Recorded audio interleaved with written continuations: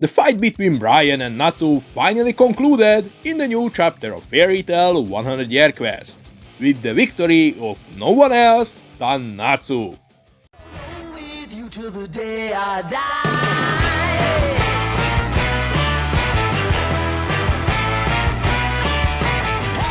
Hello and welcome back to Just Some Space Guy, but you can just call me Space G. The new chapter of 100 Year Quest is out, and honestly, I don't know how to say this, but Mashima's peak chapter streak with 100 Year Quest kinda ended. Of course, don't get me wrong, this doesn't mean the chapter is bad. In fact, it is actually really good, with some really great moments and build-ups. But on overall, compared to the previous chapter streak, it isn't as strong in my opinion. The chapter finally concluded the fight between Natsu and Brian, with Brian finally getting knocked out. But before he goes to sleep, he's still able to talk with Natsu, further establishing how much stamina and durability this guy has. Considering that Brian was just a small fry, he did stand up to Natsu, not once, not twice, but 3 times in total. That is a really big accomplishment. This guy deserves respect. The best part of the chapter was the fight between Happy and Misfortune, and damn did it go hard. We don't often see Happy fight anyone, so this really came out of the nowhere. But despite that, it was really welcome. Misfortune told herself that since they are enemies, they have to fight, regardless if they like each other. So she attacks Happy with a flame breath, but Happy barely avoids. However, despite all this, Happy doesn't want to fight her, and this is the moment when we learn about Misfortune's past. She calls herself Misfortune because no matter where she goes, she brings misfortune to people, because she is made out of flames. She burned down every home she had, and even harmed people who tried to be nice to her. But Ignia took her in. With Ignia and fire and flames, she found a home where she can be herself without her flames harming anyone, as everyone there is a fire wizard. She hates herself and her body made out of fire because it harms and destroys everything around her. She can't even touch anyone without burning them. But this is when Happy touches Misfortune. "I can touch you," says Happy. Happy, ignoring the burns he received from the contact, goes even further. "You aren't Misfortune, you are Misfortune." Happy got some fire pickup lines there.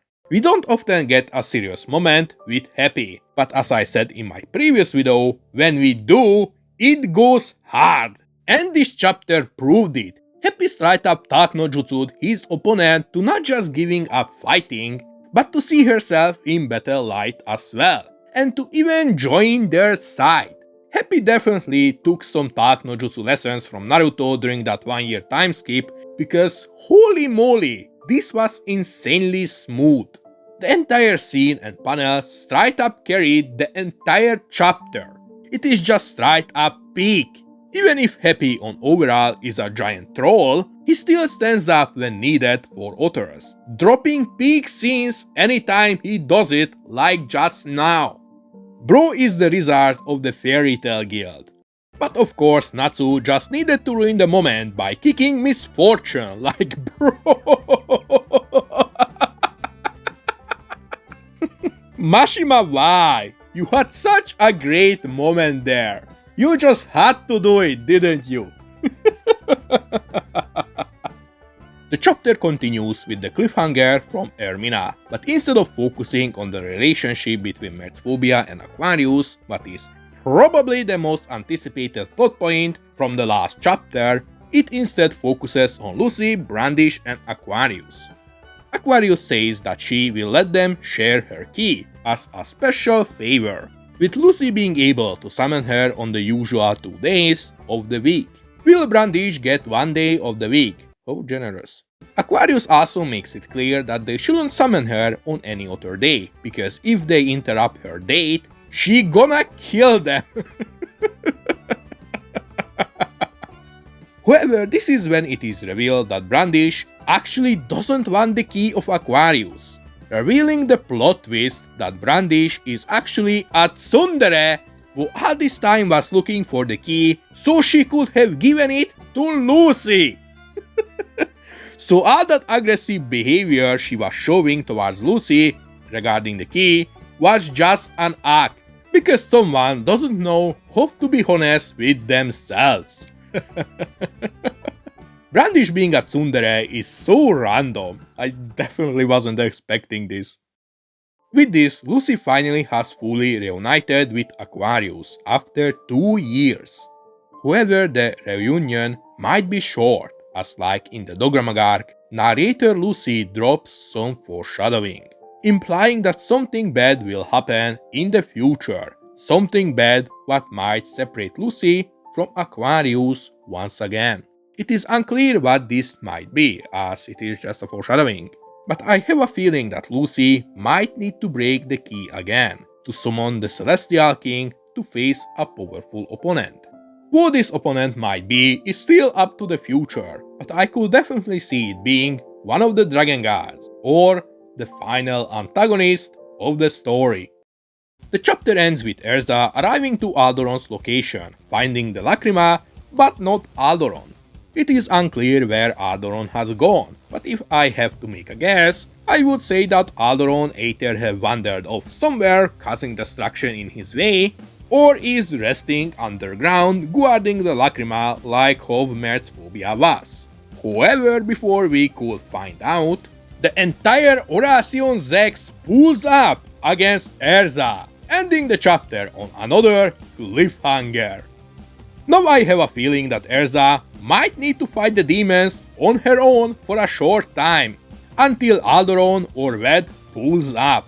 We know that Ved wants to fight Erza, so I wouldn't be surprised if Ved shows up out of the nowhere to help Erza defeat the demons, just so he could have a 1v1 with her after it. I honestly could welcome a fight where Erza and Ved teams up against the entire Oration Zex. That would go so fucking hard. I also would welcome if the God Seeds from Aldoron pulls up and make a 6 vs 6 fight. But whatever the outcome is gonna be next chapter, I am excited. This chapter was okay. I wouldn't consider it as hype and peak as the previous ones, like outside the happy scene and the foreshadowing, not much has happened in it. The chapter is pretty much a transition point between Merzphobia and Aldoron perspective, so it serves as a build-up. However, the next chapter will definitely be peak. The next one most likely will start another peak streak, and I am pretty excited. But despite the chapter not being as hype and peak as the previous one, it still had some really good moments and build-ups for the future events. Happy's moment was hard carrying the entire chapter in my opinion. Will the Lucy foreshadowing definitely set up some excitement for the future chapters, even if it's not fully new as we received something similar after the Dogramag arc. But what do you guys think? Did you guys enjoy the chapter? Please let me know in the comment section below. This was Space G, and see you guys in space. Bye!